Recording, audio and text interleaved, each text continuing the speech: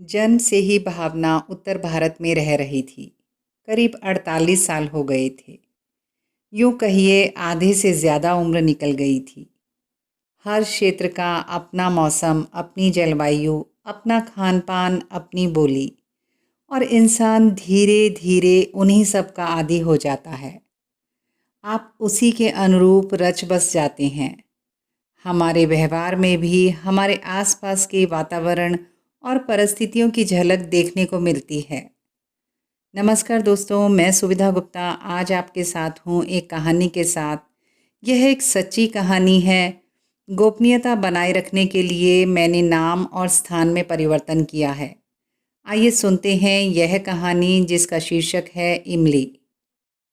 भावना का जन्म हरियाणा प्रदेश में हुआ और शिक्षा भी हरियाणा में ही हुई। संयोगवश विवाह के पश्चात रहने का सौभाग्य भी हरियाणा में ही मिला। यानी विवाह के बाद सिर्फ ज़िला बदला, प्रदेश हरियाणा ही रहा। कुछ समय पश्चात उसकी बिटिया अनन्या का जन्म हुआ और धीरे धीरे उसके लालन पोषण में कब इतने साल निकल गए पता ही नहीं चला और वह बड़ी हो गई।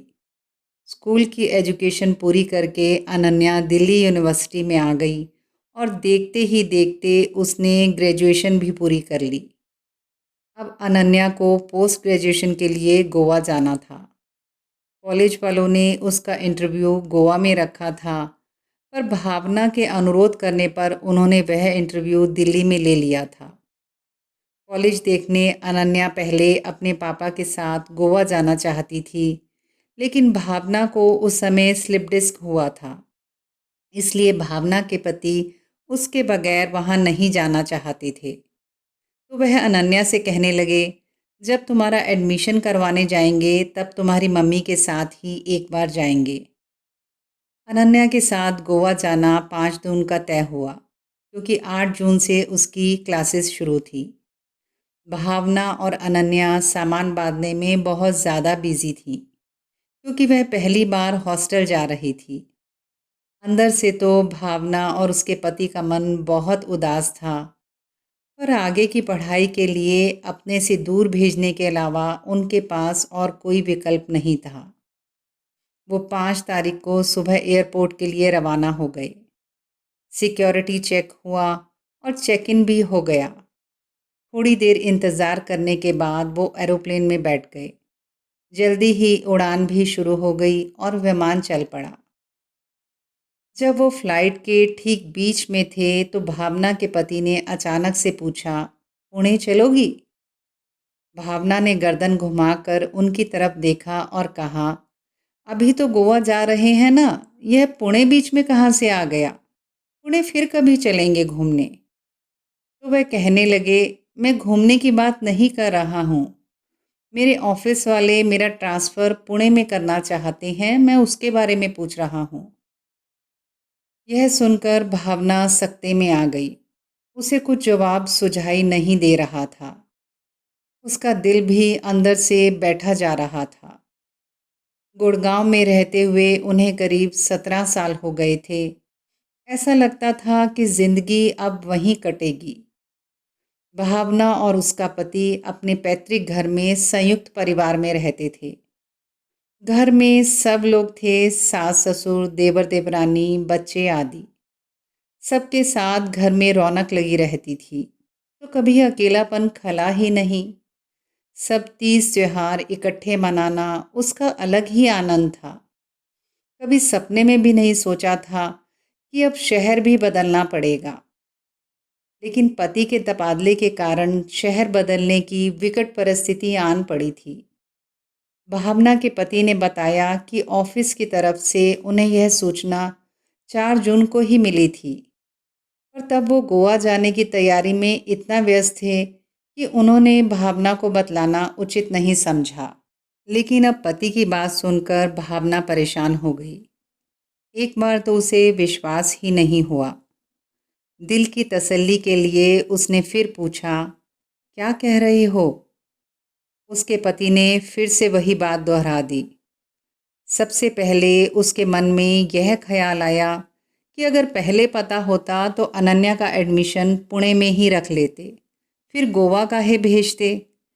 पुणे की सिम्बायोसिस यूनिवर्सिटी में एडमिशन हो ही गया था, पर जिस सब्जेक्ट का अनन्या ने स्टडी करना था उस लाइन में गोवा का कॉलेज पुणे से बेहतर है, इसलिए उन्होंने गोवा का चुनाव किया। और देखिए ना, उन्होंने अभी अभी सिम्बायोसिस यूनिवर्सिटी पुणे से नाम कटवाने के लिए प्रार्थना पत्र भी दे दिया था। भावना को कुछ समझ नहीं आ रहा था कि क्या होगा, कब होगा, कैसे होगा। इन्हीं सब प्रश्नों में उलझे वह अपने पति और बिटिया के साथ गोवा इंटरनेशनल एयरपोर्ट पर पहुंच गई। वहां पर वो 5-6 दिन का कार्यक्रम बनाकर गए थे। उन्हें आनंद तो बहुत आया, पर तबादले का मुद्दा फिर भी दिलो दिमाग पर छाया रहा। अनन्या को हॉस्टल में छोड़कर बहुत भारी मन से वे लौटकर वापस दिल्ली आ गए। उनके तबादले का फैसला धीरे धीरे समय बीतने के साथ पक्का हो ही गया। उनकी ट्रांसफ़र को लेकर उनके साथ साथ सभी घर वाले भी बेहद उदास थे। इतने बरसों से सजाया हुआ अपना घर बंद करते हुए भावना का कलेजा मुंह को आ रहा था। पर कहते हैं ना, जिसका जहाँ जितना दाना पानी लिखा हो उसमें कोई कुछ नहीं कर सकता। समय और परिस्थिति पर किसका बस चला है। पता नहीं नए प्रदेश, नए शहर में दिल लगेगा कि नहीं, वहाँ का वेदर क्लाइमेट कैसा होगा, हमें रास आएगा कि नहीं, घर कैसा होगा, अड़ोस पड़ोस कैसा होगा। ऐसे ही ढेरों प्रश्न भावना के दिमाग में कौंध रहे थे। विचारों की इसी उठापटक से जूझते हुए वो अपना कुछ सामान लेकर पश्चिमी भारत में आ गई। भावना के पति ने वेल फर्निश्ड यानी पूरी तरह से सुसज्जित घर लिया था, इसलिए भावना सिर्फ रसोई घर का सामान और अपने कपड़े ही ज़्यादातर लाई थी। पहली बार जब वह उस घर में घुसी तो उसे ज़्यादा पसंद नहीं आया था। सच पूछिए तो वह थोड़ा निराश ही हुई, क्योंकि जो लोग पहले रहते थे शायद उनके रख रखाव का तरीका बहुत असभ्य था। वह फ्लैट बहुत अस्त-व्यस्त और गंदा छोड़कर गए थे। एक बार तो उसके मन में विचार आया कि इतने गंदे घर में रहना संभव ही नहीं, किंतु उसके पति ने बहुत मुश्किल से यह घर ढूंढा था और इतनी जल्दी अपनी मनपसंद का कोई और घर ढूंढना इतना भी आसान नहीं। खैर, अब जैसा भी था उन्हें उसी में रहना था। हाँ, घर का लोकेशन और लोकेलिटी बहुत अच्छा था। पास में जॉगर्स पार्क था और मॉल, बाज़ार, एयरपोर्ट आदि सभी आसपास में थे। उसके पति के ऑफिस का गेस्ट हाउस भी पास में ही था। नए घर में आते ही भावना के लिए सबसे पहला काम कामवाली ढूंढना था। साथ वाले घर में जो कामवाली काम करती थी वह पूछने भी आई, पर उसे कुछ ज़्यादा जमी नहीं, क्योंकि उसके पास दोपहर का समय था जो उसके समय से मेल नहीं खाता था। शुरू शुरू में घर की सफाई के लिए उसने जिसको डेली बेसिस पर बुलाया था वही आगे भी काम करने के लिए राज़ी हो गई। थी तो वह 20-22 साल की लड़की, पर काम करने में बहुत थकी थकी रहती थी। उसे अभी भावना के पास काम करते हुए 1 महीना ही हुआ था। एक दिन उसने बताया कि वह माँ बनने वाली है, तो भावना ने उससे कहा, तुम्हें अब आराम करना चाहिए और काम पर नहीं आना चाहिए। वह बोली, हाँ आंटी, अब मैं काम नहीं कर पाऊँगी। डॉक्टर ने भी मुझे आराम करने की सलाह दी है, क्योंकि मेरी कमर में बहुत दर्द रहता है और मुझे भारी सामान भी नहीं उठाना है। भावना को ठीक ही लगा, क्योंकि उसने तो वैसे भी जाना ही था। अब भावना की नई कामवाली की तलाश शुरू हो गई। वही कॉलोनी में एक आंटी रहती थीं। उनसे मुलाकात के दौरान उसने जिक्र किया था कि मुझे कामवाली चाहिए, इसलिए उन्होंने अपनी कामवाली भेज दी थी। इमली नाम था उसका। पतली दुबली, सांवला रंग, कद होगा कोई 5 फुट, आंखें गहरी काली, बाल कमर तक के थे, दांत मोती की तरह थे एक पंक्ति में। उसके व्यक्तित्व की सबसे बड़ी खूबसूरती उसकी प्यारी सी मुस्कान थी। जब हंसती थी तो ऐसा लगता था कि निश्चल प्रेम का कोई झरना हो। जब पहली बार उसने घंटी बजाई और जैसे ही भावना ने दरवाज़ा खोला, उसके चेहरे पर एक बड़ी सी मुस्कान थी। भावना ने पूछा, कौन हो? तो वह कहने लगी, आपके यहाँ काम करने के लिए उन आंटी ने भेजा है।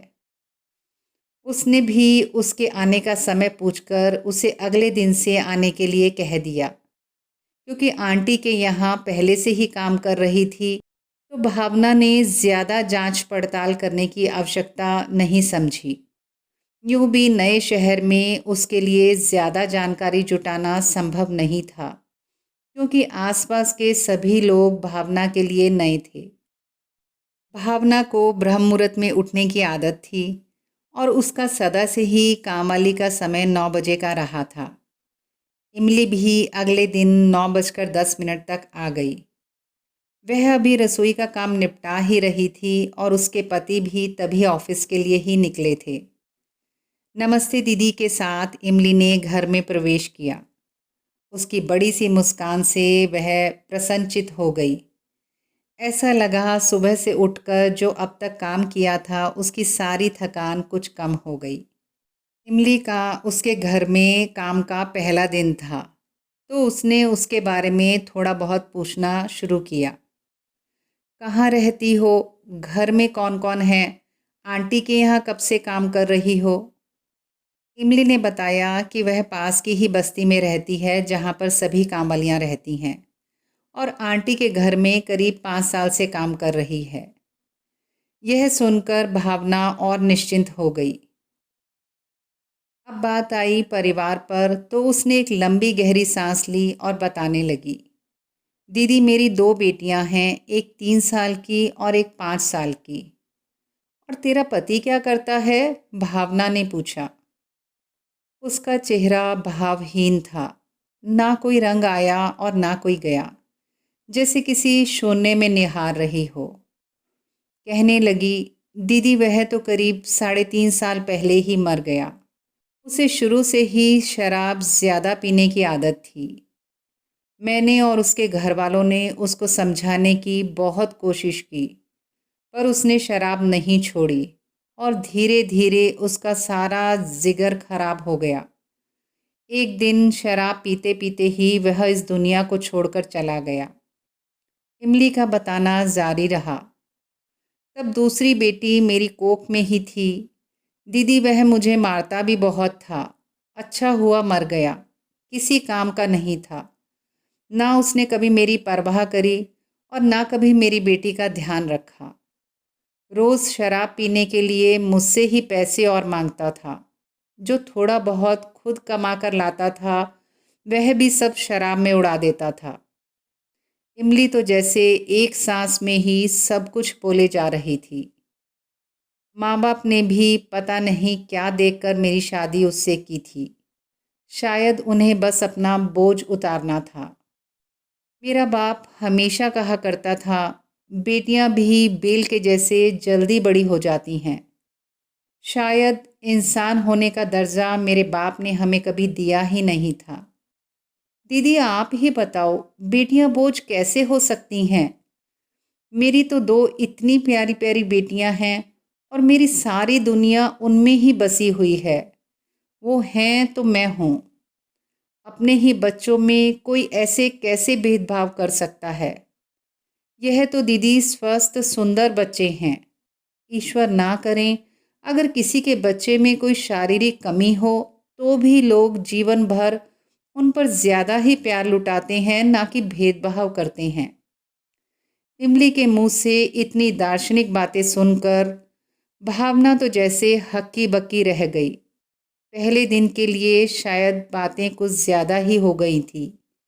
अब उसने इमली को काम समझाना शुरू किया। इमली ने भी बहुत दिल से काम समझा। अच्छी काम वाली भी किस्मत से ही मिलती है। वो जैसे फिल्मों में दिखाते हैं ना, एक सुघड़ काम वाली जो पूरा घर भी संभालती है और घर वालों को भी। मुझे याद आया वो जैसा संजीव कुमार और जया भादुड़ी वाली फिल्म नौकर में दिखाया गया था। इमली का व्यक्तित्व भी बहुत कुछ ऐसे ही नौकर से मेल खाता था।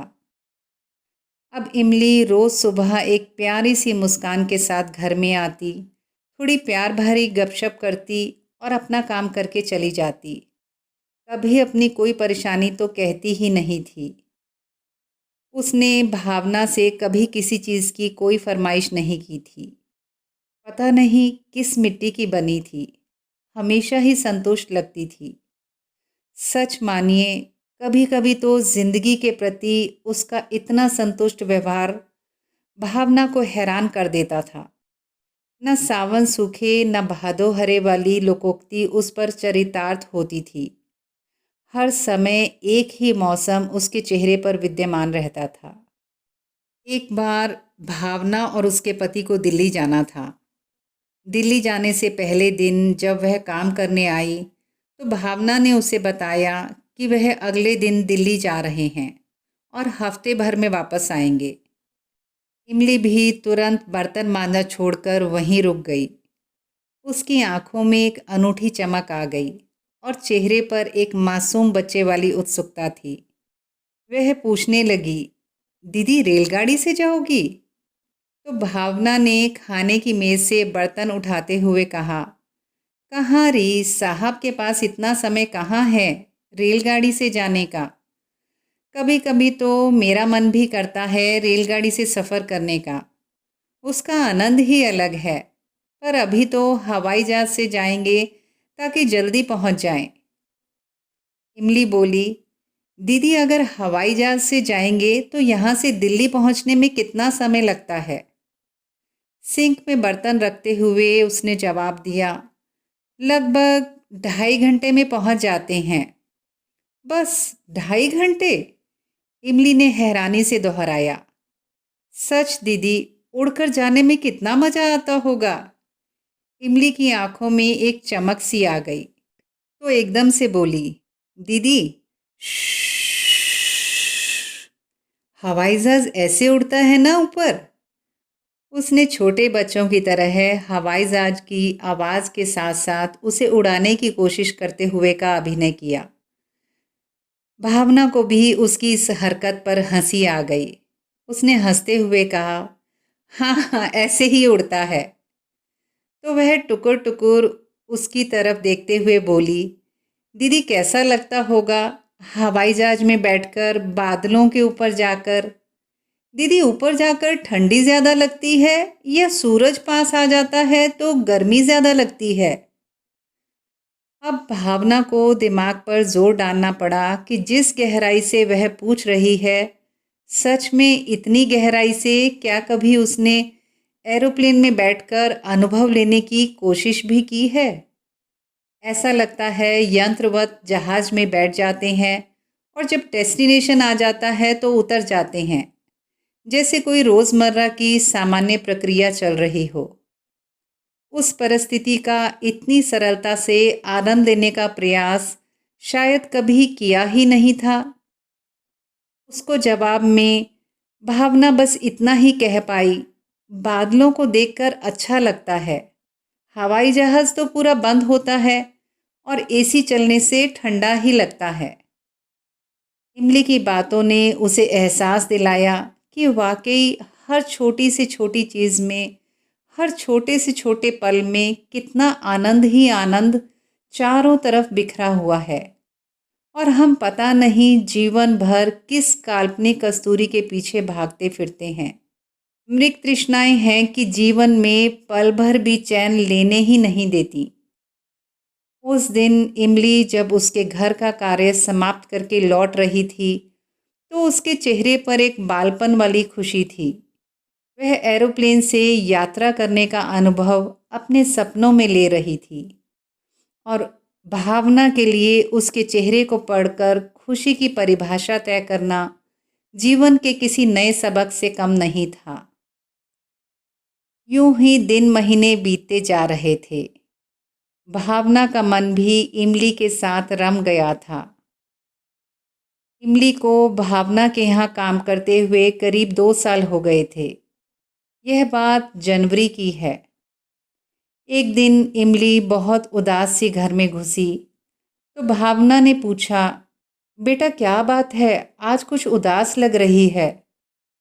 तो इमली कहने लगी, नहीं दीदी, कोई बात नहीं। भावना ने भी जोर देकर कहा, कोई बात कैसे नहीं, सच सच बता क्या हुआ है। आज तो तेरा चेहरा एकदम मुरझाया हुआ है। उसके बहुत जोर देने पर इमली ने बताया, दीदी मुझे घर बदली करना है। उसने पूछा, क्यों? तो कहने लगी, मकान मालिक किराया बहुत ज़्यादा बढ़ा रहा है और इतना ज़्यादा किराया देना मेरे बस की बात नहीं। भावना ने पूछा, कितना किराया देती है? इमली कहने लगी, दीदी 2,000 रुपये महीना। अब उसने पूछा, कितना कमा लेती है? तो वह कहने लगी, दीदी 8,000 रुपये महीना के लगभग कमा लेती हूँ। तो तुम तीनों का खर्चा नहीं चल पाता क्या? भावना ने पूछा। इमली ने जवाब दिया, दीदी हम तीनों का ही खर्चा चलाना होता तो कोई बात नहीं थी, बहुत बढ़िया से चलता। उसके इस जवाब से तो भावना हैरान हो गई। उससे पूछे बिना रहा नहीं गया, और किसका खर्चा चलाना होता है तुझे?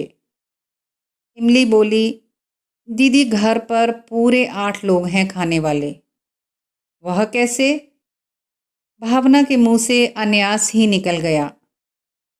हाँ दीदी, मैं और मेरी बिटिया, मेरे सास ससुर, मेरी ननद और उसके 2 बच्चे। इमली बोली। यह सुनकर भावना के आश्चर्य की सीमा नहीं रही। उसका मन यह जानने को बेचैन हो गया कि 8 लोगों को यह अकेली जान कैसे बैठकर खिला रही है। उसने पूछा, बाकी लोग कोई काम नहीं करते? इमली बोली, दीदी सास ससुर तो घर पर ही रहते हैं। ननद को उसके पति ने छोड़ दिया है क्योंकि वह बहुत झगड़ालू स्वभाव की औरत है और उसके व्यवहार से तंग आकर उसके पति ने भी दूसरी शादी कर ली है। उसका बेटा 14 साल का है, वह भी बहुत निकम्मा और आवारा किस्म का है। लड़की भी किसी के कहने में नहीं है, उसके लक्षण भी ठीक नहीं हैं, जबकि अभी सिर्फ 12 साल की है। ननद का कोई भी काम ज़्यादा देर तक नहीं टिकता क्योंकि जहाँ भी काम करती है अपने बुरे व्यवहार के कारण ज़्यादा टिक नहीं पाती और वह छुट्टी भी बहुत करती है दीदी। इसलिए जहाँ पर भी काम पर लगती है लोग उसे जल्दी ही काम से निकाल देते हैं। अब वह ज़्यादातर घर पर ही रहती है।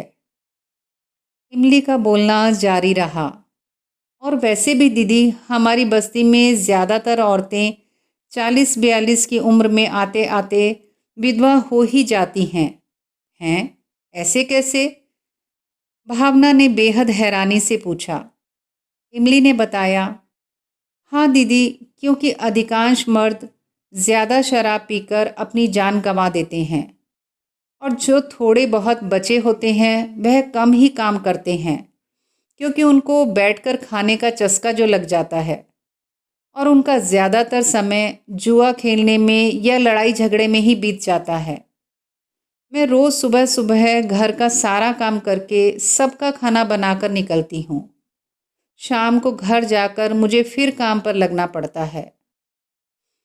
भावना ने हैरानी से पूछा, और तेरी सास और ननद सारा दिन क्या करती हैं? वह घर का कोई काम नहीं करती? तो इमली चुप सी हो गई। वह धीरे से बोली, नहीं दीदी। अब तो भावना को बहुत गुस्सा आया कि एक बहू क्या लेकर आए, जैसे कोई परमानेंट नौकरानी ले आए हों। सबको बिठाकर खिलाए भी और पाले भी। बंधुआ मजदूर से भी बुरा हाल था इमली का। जब से इमली ने घर बदला था तब से वह थोड़ी ढीली सी रहने लगी थी। उसकी उम्र 30-32 से ज़्यादा कहाँ थी, पर ऐसा लगता था जीवन तो उसने शायद 60 से ज़्यादा का जी लिया हो। बस सबका पेट भरने की धुन में अधिक काम पकड़े जा रही थी और अपनी सेहत की तो कोई परवाह थी ही नहीं। पर साहब होनी बहुत बलवान है, होकर ही रहती है। वही हुआ जिसका डर भावना को लगा रहता था। धीरे धीरे इमली बीमार रहने लगी। काम पर आती तो थी पर अनमनी सी रहने लगी। उसके चेहरे की मुस्कुराहट जो किसी के भी चेहरे पर मुस्कान ला दे, धीरे धीरे गायब हो रही थी। भावना ने उसको समझाने की बहुत कोशिश की। पति के बिना कितनी मुश्किल से तो तू अपनी बेटियों को पाल रही है। अब इतना भी भला बनने की ज़रूरत नहीं है। ऊपर से महंगाई भी तो कितनी है। अपनी बेटियों के भविष्य के बारे में सोच। उनको अच्छा पढ़ाएगी लिखाएगी तो उनकी ज़िंदगी बन जाएगी। अगर ऐसे बाकी सब निठल्लों को बिठा कर खिलाएगी तो बेटियों का भविष्य कैसे संभालेगी। या तो सब कमा रहे हो तब तो ठीक है। इमली बोली, दीदी अब तो समझ ही नहीं आता इस भंवर से बाहर कैसे निकलूं। पहली बार इमली उदास आई थी और उदास ही चली गई। भावना भी उस दिन बहुत उदास रही। समझ नहीं पा रही थी कि इमली की कैसे मदद करे। पैसे से मदद करना यानी उसके तथाकथित रिश्तेदारों के मुंह को और खून लगाना था। क्योंकि इमली जब सबसे पहले दिन मिलने आई थी तो उसकी सास और ननद भी साथ आई थी, यह देखने कि वह कहाँ काम करेगी और उसकी पगार कितनी रहेगी। जिस तरह से वह दोनों औरतें भावना से बात कर रही थी उसे तभी पता चल गया था कि वह दोनों तेज स्वभाव की हैं। तब तो उसने उनको यह कहकर वापस भेज दिया था कि जब आप दोनों ने मेरे यहाँ काम नहीं करना तो मैं आपसे क्यों बात करूं। इमली ने बात करना है तो मैं उससे ही सब कुछ तय करूंगी।